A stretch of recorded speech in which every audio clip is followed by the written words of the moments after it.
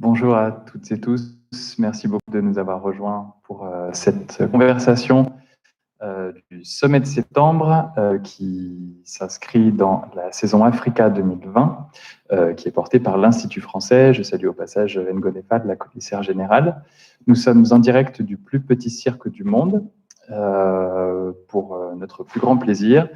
Je salue au passage Eleftherios Keshachoglu pour toute son aide dans l'élaboration de cette rencontre et pour l'accueil qui nous est réservé ici. Nous avons le grand plaisir d'accueillir Patrick Bouchain et Sedame Kofi Agbojinou pour une conversation d'environ 1 heure sur le thème de la ville cosmopolite. Vous aurez le loisir aussi de poser vos questions en commentaire. N'hésitez pas à le faire et nous les transmettrons. Merci à tous et je passe tout de suite la parole à Patrick. Merci. Donc, en effet, c'est émouvant puisque je suis avec Loïc Julienne, l'architecte du plus petit cirque du monde, et nous sommes tous les deux assis au centre de la piste. Donc, la piste est circulaire. On est tous les deux sur des tapis de danse et on va avoir donc 1 heure de conversation. Mais Sedame, moi, j'aimerais peut-être orienter cette conversation en vous posant des questions. Voilà, je pense que c'est très rare, voilà, que peut-être 2 architectes sur une piste de cirque abordent des problèmes de ville cosmopolite. Et j'aimerais donc vous poser des questions. Alors, la première, c'est quand j'ai su qu'on allait faire ce débat ensemble, j'ai aimé cette proposition que Eleftherios m'a faite. Sedame veut parler de ce que le village pourrait apporter à la ville.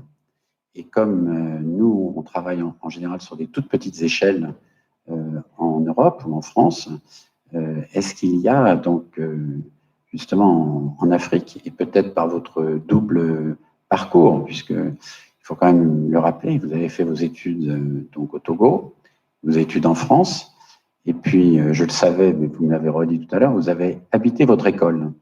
C'est-à-dire que ce qui est très rare, les architectes n'habitent pas ce qu'ils construisent, et vous avez habité l'école dans laquelle vous étiez étudiant. Alors parlez-moi de cette petite échelle.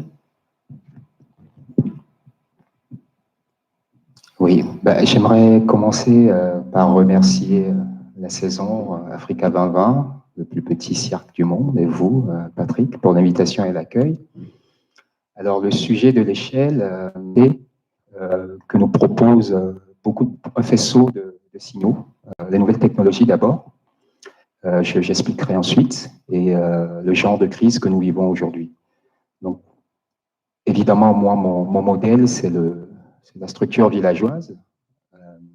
Et on peut reprocher beaucoup de choses à l'organisation villageoise, mais on ne peut pas nier que cette sorte de système d'obligation réciproque qui le structure, cette absence de notion de performance, de notion de capitalisation, cette distributivité, font un certain nombre d'éléments qui manquent aujourd'hui à nos constructions, à nos systèmes, à nos installations modernes et qui sont peut-être l'origine de beaucoup des crises que nous vivons aujourd'hui. Donc je disais que c'est donc une actualité qui nous rappelle de regarder à l'échelle villageoise cette crise que nous vivons est à tout point de vue une crise de ce qu'on appelle l'urbanocène, une crise de la grande cité mondiale, des constructions à des échelles trop énormes qui contraignent un peu le génie du lieu. Et les nouvelles technologies nous invitent aussi à regarder à cette petite échelle, à la petite échelle du village, parce qu'on s'était affranchi de ces échelles pour rentrer dans des systèmes plus grands, parce que ces systèmes ne pouvaient pas passer à l'échelle. C'était très contraignant de maintenir les systèmes de relations de pair à pair à mesure que les installations devenaient très grandes. Donc, on a basculé dans un système très monopolistique, très industriel, parce que c'était l'éthique pour accueillir des communautés plus larges. Mais je pense qu'avec les technologies qu'on a aujourd'hui, les technologies du digital, on peut se proposer cette ambition, donc d'avoir des systèmes de fonctionnement, entre guillemets, villageois, mais à l'échelle, en créant ce que j'appelle des communautés urbaines et avoir des systèmes de polycentres qui permettraient donc à ce génie du lieu de réémerger et de permettre aux gens de retisser encore du lien et ensuite de mettre un peu en rapport toute cette petite cellule qu'on créerait dans la ville grâce aux nouvelles technologies. Donc c'est paradoxalement un détour par il me semble, les technologies les plus avancées aujourd'hui, c'est par ce détour-là que nous revenons à des façons de faire très modestes, plus simples et organiques. Comme vous le savez, nos sociétés sont des sociétés qui sont encore monopolistiques, y compris les États, où la façon dont on pourrait dire on gère politiquement ces sociétés qui seraient en effet des petites unités. Est-ce que vous pensez qu'il pourrait y avoir une remise en cause de l'État? C'est-à-dire que quand on dit souvent que la société lutte contre l'État, que la société en effet ne veut pas de l'État parce qu'elle l'empêche de faire société, est-ce qu'il y aurait un moyen, en plus de la relation, on pourrait dire, de vie commune, est-ce que ça peut aller jusqu'à la gestion politique de nos sociétés?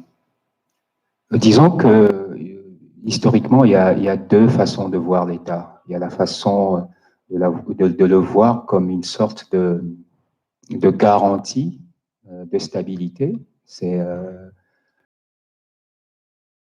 ce qu'on appelle les contractualistes, Hobbes, etc. On considère que de choses du renoncement à de la liberté individuelle pour de la sécurité à des échelles larges. Et il y a d'autres courants qui voient plutôt en l'État, dès ses origines, comme une violence à la liberté et comme quelque chose qui est plutôt un dispositif coercitif qui nivelle, qui veut homogénéiser et que les peuples, en réalité, n'ont eu cesse que de vouloir échapper à l'État. Ils ne sont pas venus se ranger sous ce parapluie tout à fait spontanément. Alors, quel que soit le point de vue dont on l'auréole, en quelque sorte, il me semble que le monde dans lequel nous sommes aujourd'hui nous oblige à réinventer un autre système. Alors, ça peut être un système à mi-chemin entre ces deux visions, mais dans tous les cas, ce qui me semble important, c'est qu'on s'autorise à envisager que peut-être que le système de l'État ne fonctionne pas et qu'on peut développer autre chose. Et j'ai l'impression qu'on ne s'autorise même pas cela. On oublie que c'est des hommes qui ont construit les institutions et que des hommes pourraient décider, dans des circonstances qui l'imposent, de changer de système. Et je pense qu'on est au cœur d'une circonstance aujourd'hui qui devrait nous autoriser cette virilité et cette audace de vouloir fonder quelque chose d'autre. Dire que, en effet, vous venez de le dire, ce sont les hommes. D'ailleurs, si on édicte des lois, des règles, des organisations, c'est en général parce que certains hommes ou les hommes le décident. Et donc, on peut le remettre en cause. Mais quelquefois, ce sont des événements extérieurs qui nous obligent à le remettre en cause. On en a un exemple, je ne sais pas, avec l'économie. Mettons aussi, voilà, le système éducatif ou le système économique ne permet pas à tout le monde d'avoir un métier ou de travailler. On peut penser aujourd'hui que la pandémie qui est liée donc, au coronavirus pourrait obliger. C'est-à-dire que ce n'est pas les hommes qui vont choisir, mais c'est une situation, c'est un imprévu. Alors, moi j'adore la situation imprévue parce qu'elle retourne des comportements qui des fois se sont installés. Donc on va aborder plusieurs sujets parce que je pense que ça vous concerne. Alors, un premier, puisque la raison aussi d'être ici, c'est qu'on vous a fait visiter ce matin le terrain d'un futur lycée. Et la discussion qu'on a eue ensemble, c'est de dire peut-être que l'absence du lycée, le sans lycée, est peut-être le moyen d'en parler. Donc, à vous entendre, il faudrait donc tout le temps expérimenter. Pourrait-on expérimenter un autre mode d'enseignement tout au moins un autre mode qui nous permettrait de mieux comprendre le monde dans lequel on est, et non pas d'apprendre pour acquérir des savoirs, mais apprendre pour comprendre. Est-ce que vous avez un point de vue sur l'expérimentation et, on pourrait dire, la compréhension par une autre façon que l'acquisition des savoirs spécifiques? Oui, et là-dessus, je marcherai dans le chemin que vous semblez tracer avec cette belle expérimentation qu'on a visitée aujourd'hui, en disant que ce qui me semble vraiment intéressant et qui est un peu mon travail à moi aussi, c'est que vous inversez la logique. Parce que quand on parle d'architecture, on veut mobiliser tout de suite l'habitat. Donc on pense déjà à quelque chose de déjà là, hein, qu'il s'agit ensuite d'investir. Et vous travaillez plutôt l'habitation. Et l'habitation, au sens de Heidegger, on habite quand on reste enclos dans ce qui nous est parent. Et donc, l'idée que le parent soit là déjà et qu'il faille s'en accommoder est un peu dérangeante. Donc, il me semble qu'il faut construire de la parenté.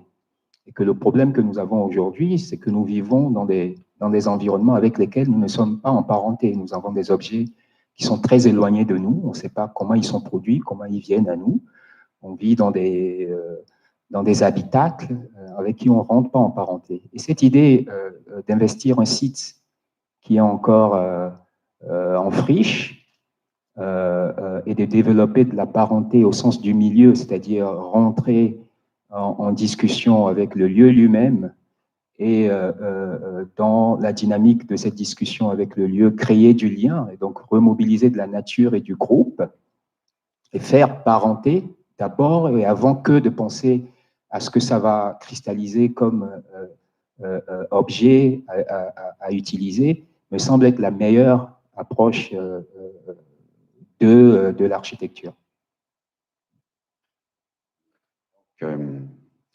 Voilà, moi je suis allé en Afrique il y a très longtemps, et on en a parlé, et ça a été un choc. Voilà, moi j'ai, disons, même y compris un choc physique, un choc avec les corps, c'est un choc avec l'environnement. Je veux dire, tout est choc, voilà, tout remet en cause.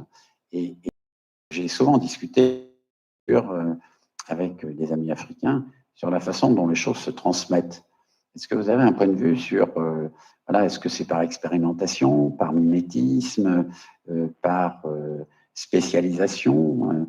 Est-ce que vous avez rencontré dans votre enfance ou éventuellement dans votre milieu une autre façon d'apprendre que celle qu'on nous impose aujourd'hui? Alors, il y a un rapport plus direct aux choses. Il y a moins de médiation entre les gens et les choses en Afrique. Donc, beaucoup de la transmission est celle de l'expérience. Je pense que les Grecs appelaient ça la métisse. C'est cette sorte d'expérience en confrontation avec les choses. Plutôt la question de la transmission d'un point de vue généalogique. Et ça me permet de toucher du doigt un sujet très actuel, qui est la question de la durabilité. Et j'ai l'impression que la durabilité, au sens des Africains, c'est développer cette chose généalogique, et de se dire que tout ce qu'on a aujourd'hui, pas seulement à nous, mais à tous ceux qui nous entourent. Donc, c'est cette idée de propriété privée qui est très mitigée.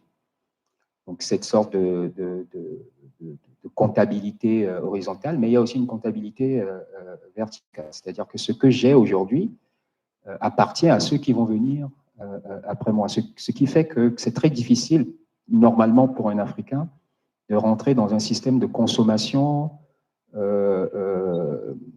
à échéance. Ce tout doit pouvoir rester. La meilleure façon de faire cela, c'est de convoquer directement tous. C'est-à-dire même ceux qui vont venir après nous, il faudrait vivre comme s'ils étaient déjà là. Et cette transmission par cette obligation de déjà rendre les gens présents me semble être un des dispositifs, par exemple, de la sagesse, ce qu'on appelle la sagesse africaine, dont le monde pourrait profiter. Je vais avoir plusieurs questions après vos premiers exposés. La première, ce serait si vous pouviez nous rappeler ce que j'ai entendu tout à l'heure sur l'idée d'enclos. Vous avez parlé d'enclos. Puis la deuxième, on fera justement sur ce que vous venez de dire, sur la séparation peut-être entre une technique abusive, pour laquelle donc on a une incompréhension, et en même temps, vous souhaitez, vous, avec toute la technique nouvelle, on pourrait dire avec Internet, vous dites que ça aide à relier. Alors, est-ce qu'on peut être relié avec un objet dont on ne comprend pas le fonctionnement? Alors, sur la première question, c'est sur l'enclos. Je vous ai entendu dire tout à l'heure que le fait de se mettre enfermé ou éventuellement de se regrouper, ça pouvait produire le début de quelque chose. C'est quoi cette idée de l'enclos? Alors, j'ai parlé d'enclos parce qu'on était sur le site d'un futur lycée où vous vous amusiez déjà à mettre en place le lycée avant le lycée. Et donc, ça m'a fait penser à ce qui est l'équivalent du lycée dans le système traditionnel africain, qui sont ces lieux d'initiation, où on regroupe les jeunes sur une classe d'âge, où on crée la cohésion, en fait. Ce qu'on appelle la solidarité africaine est créée de façon artificielle par un certain nombre de dispositifs, dont l'enclos d'initiation. Et cette réclusion où vous êtes obligé de manger ensemble, de dormir ensemble, de danser ensemble, est le moment où vous faites corps. Et cette cohésion que vous avez développée est mise ensuite au service d'un développement cohérent du village. En ce sens que si on a été initié, vous et moi, alors on ne peut pas être de la même classe d'âge, je suis désolé Patrick, mais si on avait été ensemble, si ma maison tombe, eh bien, vous avez l'obligation, parce que vous êtes mon co-initié en quelque sorte, de venir m'y aider. Et vous disiez que ce lycée, avant le lycée, allait donner lieu à une production et puis peut-être une stratégie de le pérenniser, mais bon, après, ça peut tout autant disparaître, mais qu'il y aurait eu quelque chose qui aurait imprégné une expérience qui aurait diffusé et qui peut-être peut être déjà le chantier d'une autre forme d'apprentissage. Donc, ça m'a fait penser aux enclos d'initiation, qui sont eux aussi, dans certaines communautés, des lieux que des fois les initiés ou les promotions d'avant construisent, rien que pour le temps de la réclusion, et qui des fois sont détruits après que cette chose qui est immatérielle ait été réalisée. Donc, aborder l'autre question, parce que justement, le système éducatif organisé se pose la question d'avoir pas pris le virage numérique, comme on dit, et de ne pas avoir vu arriver une nouvelle technologie qui lui échappe complètement et qui risque d'être peut-être une autre forme donc, de dispensation du savoir et d'expérimentation. Et c'est vrai que vous avez des enfants, donc des jeunes, qui sont à l'intérieur d'un établissement d'enseignement, à qui on dit qu'on n'a pas pris le virage numérique et qu'on équipe, disons, techniquement, alors que ces mêmes personnes, on pourrait dire, ont appris dans la rue ou appris par mimétisme au contact des autres, au maniement d'un outil que ceux qui voudraient nous les imposer ne connaissent pas bien le fonctionnement. Alors c'est cette question un peu contradictoire, mais en même temps, l'abstraction fait partie de la vie. Peut-on en effet apprendre quelque chose d'un objet dont on ne connaît pas comment il fonctionne et s'en servir comme il était peut-être imaginé par son créateur ou éventuellement envisagé, parce qu'il n'était sûrement pas envisagé ce bouleversement-là. Est-ce qu'on peut donc apprendre en dehors de l'école un outil qui relierait en dehors de l'école? C'est presque l'enclos que vous êtes en train de décrire. On pourrait presque décrire que la future école, ce serait un enclos en dehors de l'école où il n'y aurait que des outils numériques et des danseurs. Exactement. C'est tout le problème de la production du savoir, de la production d'expérience aujourd'hui. C'est le mode de la production. Alors, il y a des modes très verticaux. Et puis, il y a, qu'on pourrait imaginer, que ce soit plus organique. Et là-dessus, le souci avec les nouvelles technologies, ce que moi je dis souvent, c'est que les technologies naissent bonnes et que c'est la Silicon Valley qui les corrompt. et que si on prenait les technologies vraiment à leur source, avec le potentiel qu'ils ont, on se rendrait compte qu'elles matchent idéalement avec l'organique. On a des technologies aujourd'hui qui semblent être faites pour un retour au lien social, un retour même à des structures très complexes qui ressemblent à des structures de la nature, ou en tout cas à des structures sociales, pour sûr. Et c'est parce qu'on les fait passer par un filtre qui destine les objets qui sortent en bout de chaîne au marché, qu'on a des devices qui créent des perturbations dans l'organique. Alors on le ferait passer par un autre filtre, on aurait peut-être des produits qui permettent d'enchasser très fortement ces technologies-là dans le social et de permettre au social lui-même d'être enchâssé tout aussi fortement dans le biosphérique. Alors, quels pourraient être ces nouveaux filtres, ces nouveaux cris sont des pistes intéressantes à suivre. En effet, c'est en même temps, voilà, on a en nous énormément de choses. On a peut-être en nous la construction mathématique avant d'apprendre des mathématiques, la construction grammaticale et autres.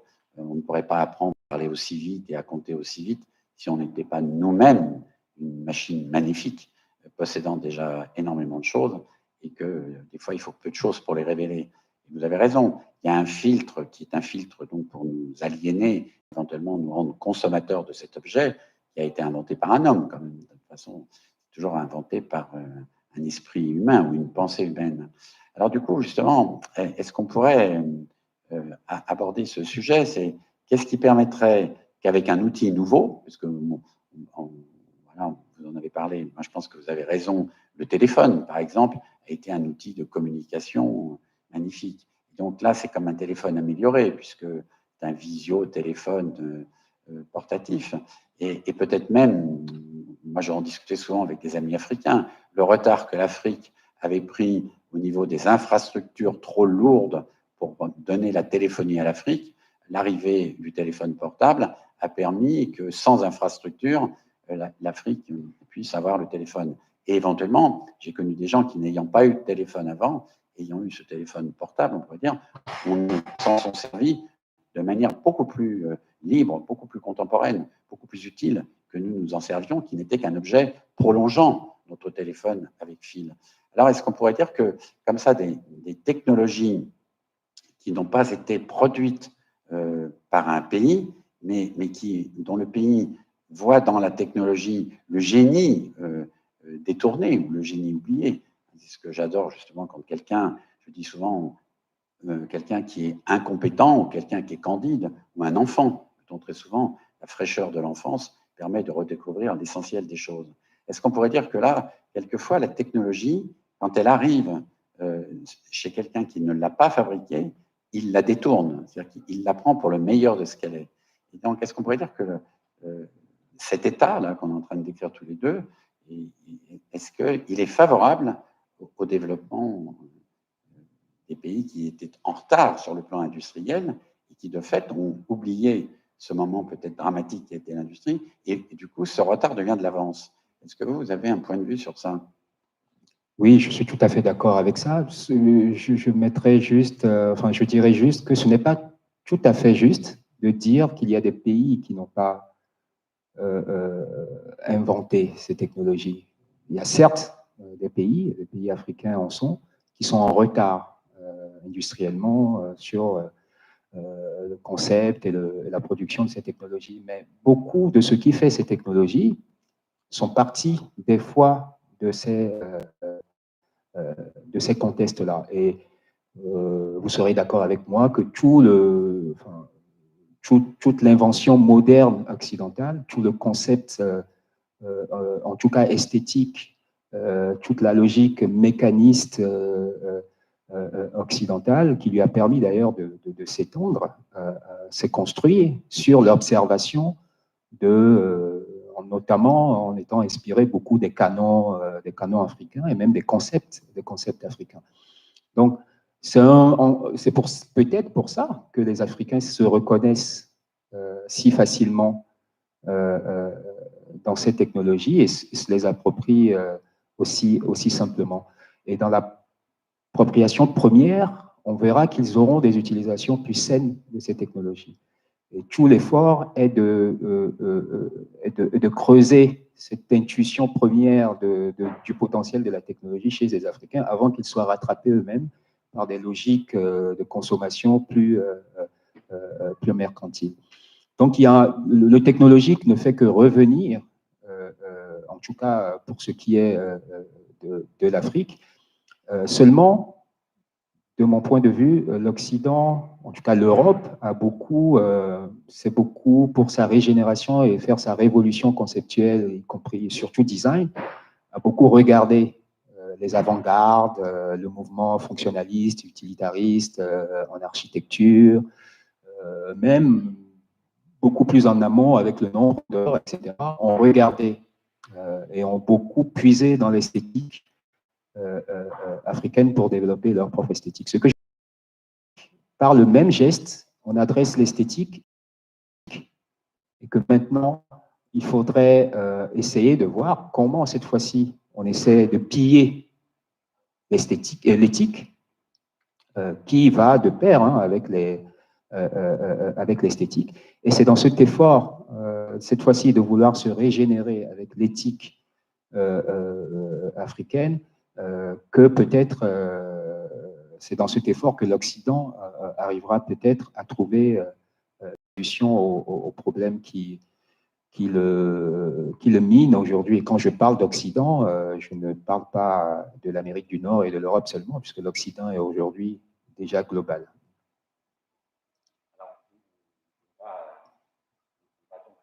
Revenir maintenant qu'on a fait un peu le tour, il y a peut-être encore une question que vous avez posée tout à l'heure entre compétitivité et alliance. On pourrait dire qu'il y a eu voilà, des recherches, y compris en informatique, ou des recherches qui s'appuyaient justement, on y fait penser sur des jeux. Il y avait des jeux africains, d'ailleurs, auxquels j'ai joué, qui étaient des lieux d'alliance, des lieux de compétitivité, qui sont des jeux apparemment très simples dans leurs objets, dans leur manipulation, et très complexes sur le plan mental. Et c'est vrai qu'on a souvent vu des gens jouer, ça existait comme ça, y compris en Europe, sur des places publiques. Et après la guerre, il y a eu des premiers programmes donc, informatiques qui étaient essentiellement sur des programmes d'alliance. Et pour des raisons militaires, comme il fallait développer des programmes pour se préparer donc, dans l'armement, on a plutôt développé des programmes de compétitivité. C'est celui qui annule l'autre. Quel est le moyen, en fin de compte, d'être l'adversaire et de gagner sur son adversaire? Donc, du coup, vous l'avez déjà abordé, mais en effet, peut-être que cet archaïsme, ou ce socle commun, ou ce tronc commun à l'humanité, là, vous avez raison, il est sur votre continent. Et donc, c'est de ce tronc commun qui est une grande abstraction et qui pourrait permettre de comprendre le monde dans lequel on rentre. Et comme le sujet de notre entretien, puisque nous sommes tous les deux architectes, donc c'est peut-être ça qui nous permettrait d'être dans le même enclos, ce sera plus une tranche d'âge, une tranche de compétences. Et si on avait une ville à faire, ou si on avait des conseils à donner, et on le voit par la pandémie, tous les grands systèmes qui concentrent trop les gens, qui enferment trop les gens, sont donc dangereux et on risque de rentrer dans une période de pandémie répétitive. On va devoir revoir nos modes d'habiter ensemble, d'organisation, qui risquent de revenir à des modes d'habiter dont vous parliez tout à l'heure, qui ne sont pas ceux qui ont servi à l'industrie ou autre, mais qui serviraient à l'harmonie. Comment fait-on? Est-ce qu'on y va en travaillant sur le petit et en prenant un sujet comme vous faites, vous, je crois, en Afrique, vous prenez un sujet et vous faites tout, vous êtes une sorte d'auto-promoteur, auto-constructeur, auto-concepteur, et comme un artiste, vous contenez le tout, et en contenant le tout, vous dirigez chaque élément de ce tout pour obtenir un résultat autre. Et est-ce que vous passeriez par le petit en disant je vais démontrer que c'est comme ça qu'il faut faire, ou est-ce que vous passeriez par disons une nouvelle règle pour que le grand s'en empare? Alors moi, je passe par le tout parce que je propose des des systèmes constructifs qui ne sont pas vulgarisés. Et j'aurais bien du mal à recruter un entrepreneur dans le personnel classique qui pourrait prendre en charge mes chantiers. Donc c'est par défaut. Mais idéalement, moi je dis que la belle architecture, c'est celle des Beta Maribé du nord du Togo, où il y a certes un maçon qui est initié, qui a l'art, mais où tout le monde construit. Et on construit pour chacun à tour de rôle, mais en mobilisant à chaque fois le village. C'est cette approche-là qu'il faudrait retrouver, et cette approche organique. Le problème dans le système mondial, dans le logiciel actuel du monde, c'est qu'il est fondé sur la pensée moderne européenne. Et cette pensée moderne elle-même a deux moments de rupture avec l'organique dans son histoire. Il y a cette idée qu'on doit s'abstraire de la nature, qui a été la première rupture avec les choses. Pour être homme, il faut être enclos, mais cette fois-ci dans un environnement maîtrisé. Et une deuxième rupture qui disait que pour être réellement encore mieux homme et être homme raffiné, il fallait être seul. Il fallait développer plutôt de l'intériorité, et que d'ailleurs les systèmes de concurrence de tous avec chacun étaient la loi naturelle. C'est ce que dit Adam Smith.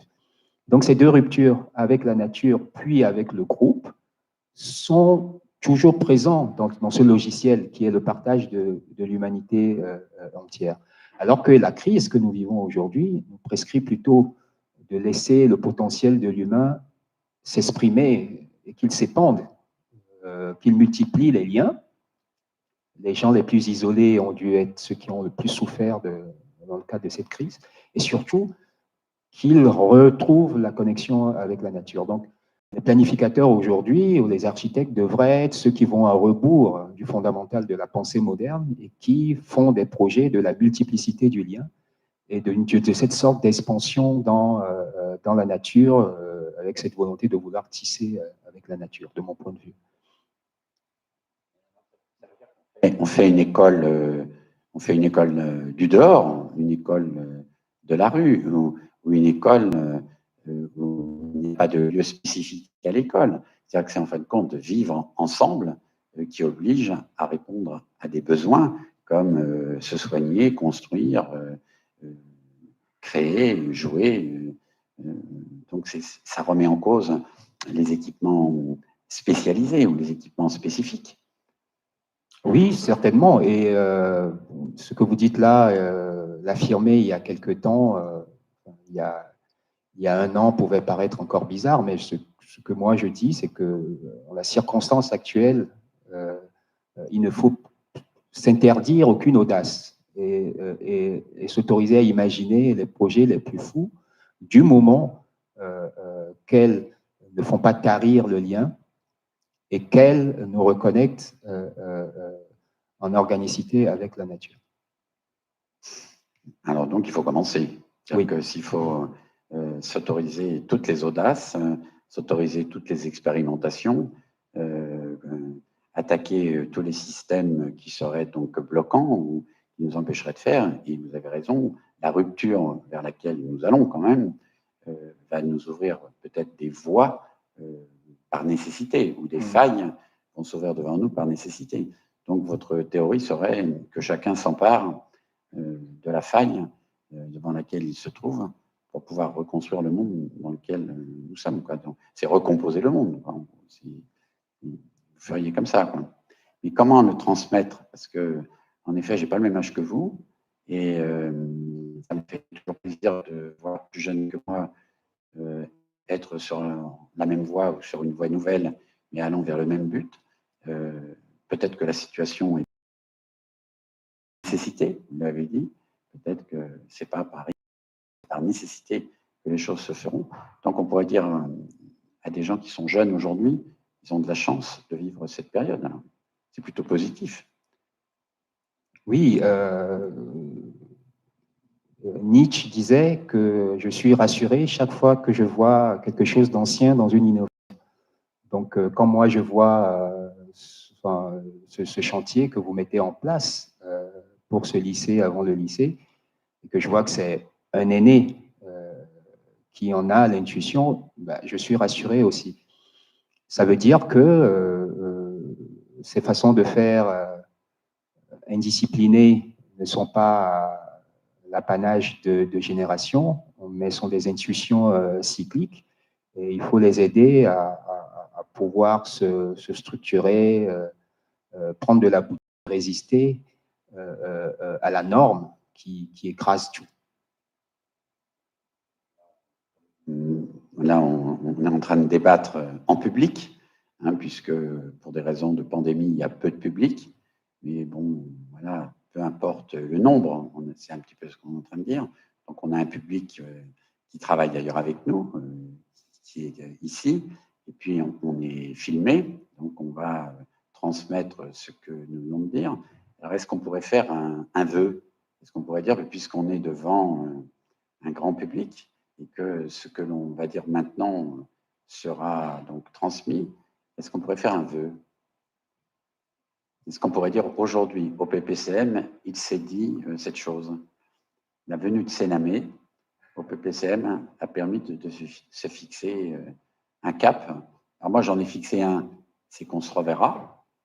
Donc, c'est que toute rencontre n'a d'intérêt quand elle marche, qu'elle continue. Donc, on pourrait dire que moi, mon vœu, c'est qu'on fasse un mariage ou une relation ou un échange, un jumelage, tous les mots ont été utilisés. On pourrait dire qu'on va faire peut-être une relation de travail sur un objet peut-être commun au Togo et à Bagneux, en France et au Togo, où je choisirais l'endroit. Et on pourrait faire que peut-être des savoirs, des techniques, des pratiques qui sont identiques, où l'une est dans l'autre, donc serait solidaire, et que vous reveniez donc régulièrement à Bagneux, et que nous allions au Togo. Donc ça, c'est mon vœu. Alors, quel est le vôtre, Sénamé? Je partagerai celui-là. Je lui donne plus de force. Bon, bah écoutez, je pense que on va demander à la personne qui récolte les questions s'il y a des questions extérieures, et sinon aux 5 posées. Donc, Cédric, avons-nous des questions venant de l'extérieur? Pas encore. Alors, à l'intérieur, puisqu'on a donc une grande diversité d'occupants, et on a un architecte qui est donc peut-être, parce que, voilà, pour comprendre nos méthodes, ça exige de travailler à côté. Hein.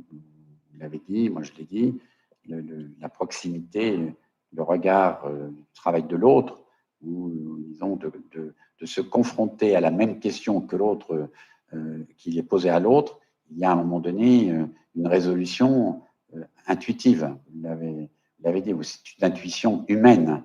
Elle était en lui, et peu importe son âge et son niveau de compétence. Donc, Jacques Garnier, qui est donc un jeune architecte, qui a été retenu par nous parce qu'il est architecte et charpentier. Donc, on pourrait dire que, comme ce bâtiment est un bâtiment quand même dont la charpente est presque une éthique, comme on dit, la charpente, c'est quelque chose de stable et de bien construit. Est-ce que Jacques a une question à nous poser? Ah ben, tu viens puisque tu es masqué, tu gardes la distance, c'est bon. Oui. Ok, je ne sais pas si on va toujours me voir. Du coup, Sénamé, je crois savoir que formé des jeunes à Lomé dans les Fab Labs, que tu as montés, je crois.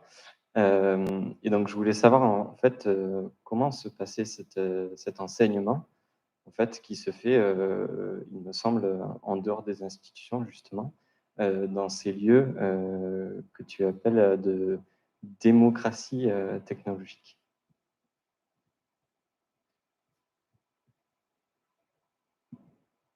Alors, ce sont WellLab 0 et WellLab Prime, deux lieux complètement ouverts et de partage. Donc, l'idée, c'est qu'il y ait des communautés qui se forment, la communauté de 0, la communauté de Prime, et que la première source de formation, en quelque sorte, soit la communauté. C'est-à-dire que si on est un architecte, un urbaniste, un anthropologue, un designer, etc., dans le groupe et qu'on passe beaucoup de temps ensemble, on aura chacun développé la compétence des autres parce qu'il y a une astreinte réellement au partage. Et ça, on le fait dans le cadre de brainstorming, d'obligations réellement cycliques à ce que chacun fasse un cours aux autres, etc. On fonctionne beaucoup aussi sur le partage. On a un programme qui s'appelle la Way Academy. C'est-à-dire que si vous venez nous visiter, systématiquement, on vous demande si vous avez une compétence et si vous souhaitez la partager avec la communauté. Donc, on vous programme, c'est tous les mercredis, donc pour le mercredi qui est dégagé, et vous venez faire un cours à l'ensemble de la communauté. Et comme on a énormément de passages, quelqu'un qui est dans la communauté apprend beaucoup. Un ingénieur du MIT qui passe au Togo va vouloir venir voir WellLab et va se retrouver. Chacun joue le jeu, généralement spontanément et avec plaisir.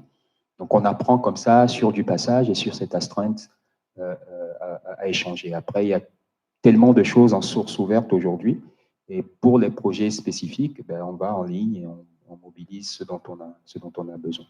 Donc, c'est un centre de formation sans formateur en réalité, autre que le dispositif de...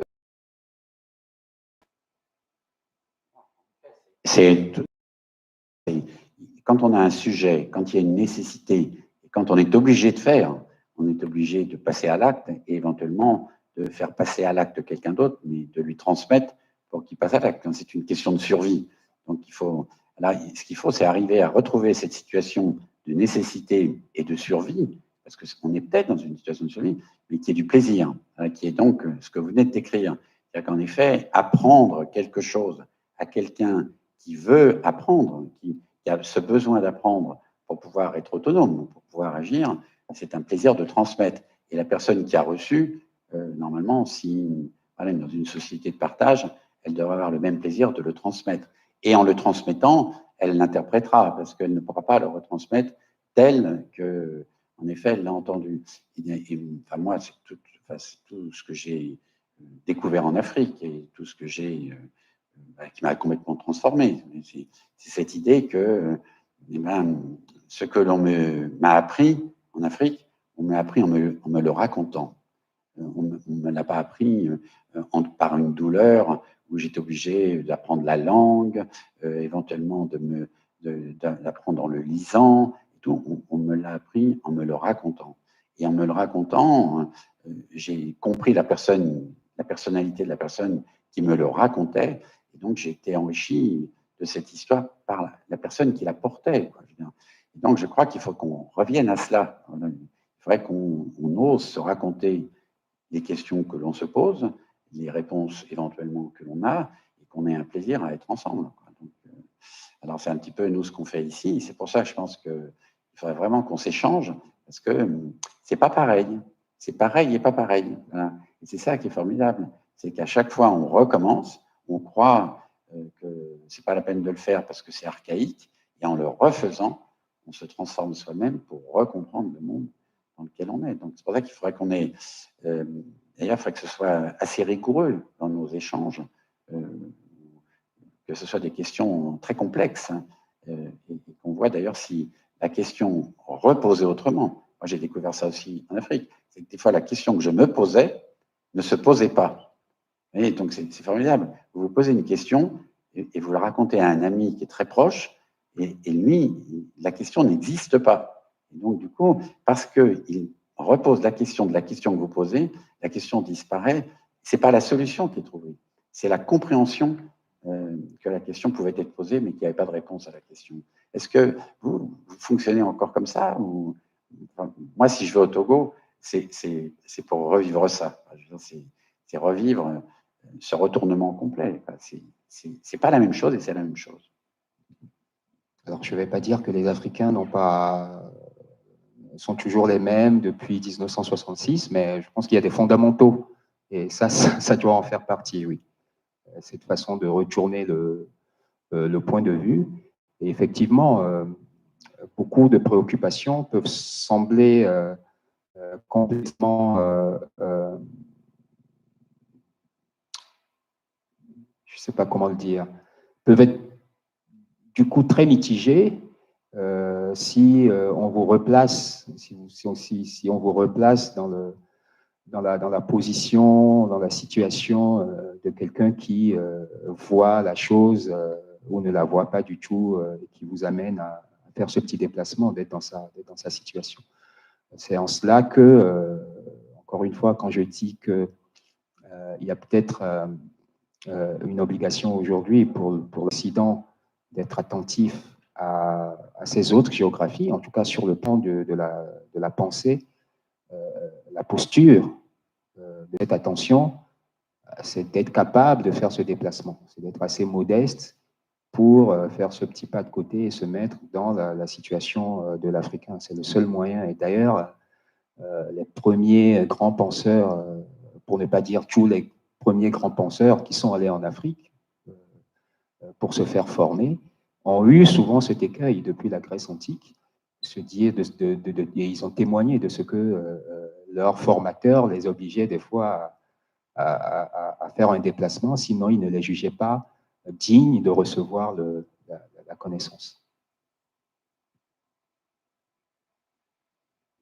Parce qu'on a fait des ateliers justement avec des enfants à qui on posait des questions peut-être aussi compliquées que celles que l'on a abordées. On pourrait dire pourquoi poser des questions comme ça ou pourquoi débattre de cela devant un enfant. Un enfant n'aura pas de réponse ou n'aura pas d'intérêt. Et très souvent, on s'est aperçu qu'il y avait même un intérêt supérieur parce qu'il y avait un intérêt premier, il y avait un intérêt qui n'avait pas été encombré justement de questions inutiles. Et donc, cet enfant ne cessait de vouloir rentrer dans des sujets de plus en plus compliqués, y compris des sujets comme l'argent, la dette, la maladie, le genre et autres, le racisme et autres. C'est des questions très compliquées. Une chose, on pourrait dire, on en parlera plus tard, on en parlera quand tu sauras, on en parlera.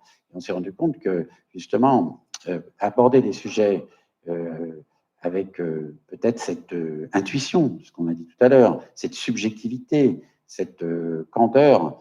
C'est pour ça que nous, avec les enfants, on pourrait faire un truc ensemble avec des enfants, parce que nous, ici, c'est peut-être par eux, éventuellement, que la question de fond, par exemple, du corps dans l'architecture. On fait des programmations en France sur des équipements, on ne parle plus du corps, on ne parle éventuellement que de l'esprit autre, mais le corps n'existe plus, quoi. Donc, on ne sait pas qu'on vit, qu'on souffre. C'est une sorte de souffrance corporelle qui fait que, voilà, disons, l'intellect ne fonctionne pas. Et donc, moi, vous voyez, je pense que ça, c'est une base, c'est un socle élémentaire. On peut dire que les parents sont toujours plus vieux que leurs enfants, par exemple. Voilà, c'est mon copain africain qui m'avait dit, les parents sont toujours plus vieux que les enfants. Voilà, c'est tout. On peut tout changer, tout machin. Les parents sont toujours plus vieux, c'est vrai. Et c'est ce que je disais tout à l'heure. C'est cette verticalité qui fait qu'il y a la verticalité, il y a un avant, il y a un après. Et puis, en effet, il y a une volonté transversale. Mais ce n'est pas parce qu'il y a la volonté transversale qu'on oublie l'avant et l'après. Donc, moi, j'aimerais si on travaille ensemble, enfin, on va travailler ensemble, on va travailler sur un objet concret, donc une construction.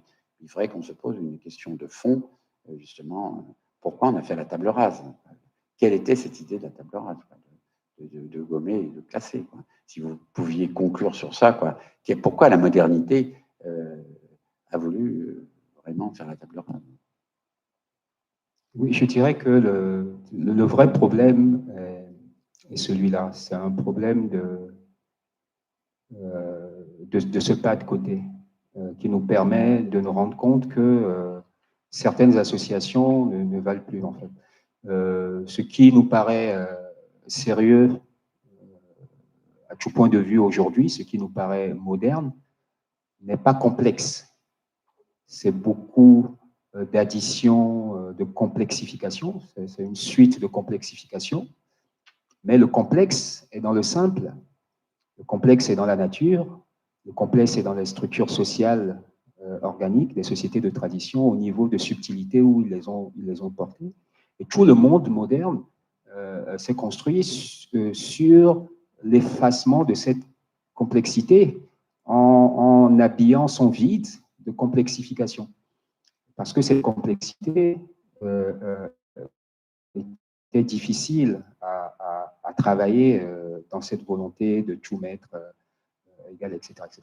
Donc, l'effort aujourd'hui, c'est d'oser aborder le complexe, ne pas avoir peur du complexe, comme les enfants peuvent l'aborder, et ne pas démissionner en mettant en avant toute une logique rationnelle qui, en fait, nous évite de nous poser les vraies questions. Mais pour faire ça, il faut un premier moment de désillusion où on met fin aux associations un peu problématiques. Pour les Africains, c'est mettre fin à ces associations qui sont que ce qui vient de l'extérieur est moderne et ce qui est à nous est archaïque. En fait, ce que les Africains font depuis toujours et ce qu'il y a de plus moderne aujourd'hui, au sens de le moderne, c'est ce qui répond le mieux aux problématiques de nos jours. Et tout ce qui est importé, en fait, beaucoup de ce qui est importé est archaïque. Et pour les Occidentaux, c'est la même chose. Il faut comprendre que la richesse, c'est de la pauvreté.